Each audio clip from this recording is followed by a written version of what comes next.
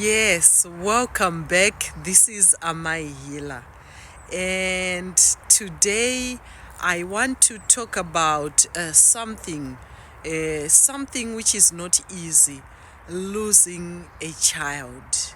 Sometimes when people see you, they see you smiling, everything working out for you, but they don't know you've gone through grief, you have gone through loss, but you have to keep on moving each and every day. You cannot give up because you have lost someone. You cannot give up that you have lost your mother.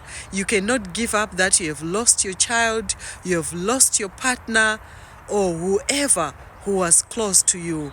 Maybe it's a friend, maybe it's a family, maybe it's someone, your mentor. You cannot give up in life. Yes, for me, back in 2020, this was a lockdown year. I had my last baby, and when she was born, she had so many complications. One of her conditions, she had a heart issue, she had a heart failure, and one of her conditions, it's one of those rare disease. It's called a Noonan syndrome. She had a Noonan syndrome, something we've never heard of in our family or anyone I know. And I remember when I was in the hospital, they came people who were doing a research, and they said this disease or this like syndrome, it's like 1 in a million, and my child was that 1 in a million. And it was a very difficult time, lockdown. It was the beginning of lockdown during springtime. We are almost near springtime. Right now it's March, and I remember she was born in April, and it was the most difficult time of my life. 7 weeks I stayed in hospital with my daughter. She will go through many stages. She will go in the intensive care unit. She will go out. She will go in the ward. It was up and down. 2 days she's fine. The doctors are promising you very soon, yes, you're going home. And my other children at home, they couldn't come and visit. You remember during lockdown, no one was allowed to visit. For me, it was only my husband who was allowed to come and visit. So sometimes we would exchange, for me maybe to take a break for a day or some hours. Then I could go home and visit my other children. Then I'll come back to my daughter. And it was something we had never experienced before. And my other daughters, they could see her through the phone, and that's when they could see their sister. And it was the most difficult time for us. For us, we had hope, yes, we're gonna take her home soon. Every time I would be like, yes, we are nearly there. And after 7 weeks, the doctors suggested they wanted to do an open heart surgery. And with doctors, they're always promising you, they're always looking on the positive side, and they're like, yeah, we've done this operation before, and we know everything is gonna go very well.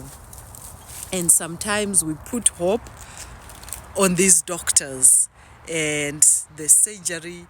I remember that time the doctors, they even told us, there is no need for you to stay at the hospital, go home. It's gonna take us, I think the operation, it took them, was it 7 hours?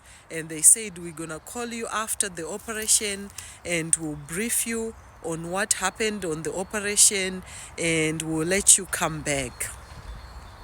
Then that time we went home, me and my husband, we stayed with our other daughters. We were home. Then after the surgery, the doctors called and they said, actually, it's sad news.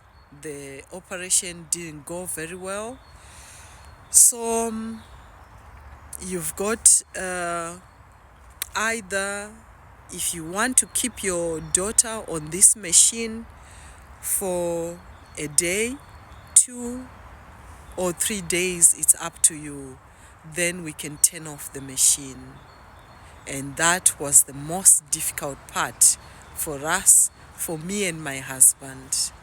And I remember that time my heart just sank inside me, and I couldn't believe this was happening to me. We had to go back to the hospital that same night. We went there, we stayed a few hours with our daughter. We spent some time with her, saying our goodbyes to her. And me and my husband, we decided, you know what? Let's just let her go. And she needs to go and have that rest because she had gone through so much. I remember each day there were so many tests. They would do the blood test, the prickling with the needles under the feet, on the arm, on the wrist. It was just too much for a baby. The baby would cry and scream. And it was such a difficult moment for us as a family. I remember my daughters, we asked them if they wanted to go with us to the hospital and turn off the machine. And I remember they said, no, Mom, we are not strong enough to do this. You and Dad, you can go and do this, and you just tell us what happened. So I just wanted to share with you, you might be someone who is going through all these difficult situations in life. Maybe someone has been diagnosed with some condition, some disease, maybe cancer, maybe kidney failure. And I just want to encourage you, stay strong. This is a part of life. Sometimes we have to go through the difficult moments we don't want to go through, difficult decisions. Sometimes we have to make difficult decisions we don't want to make, but you have to make them.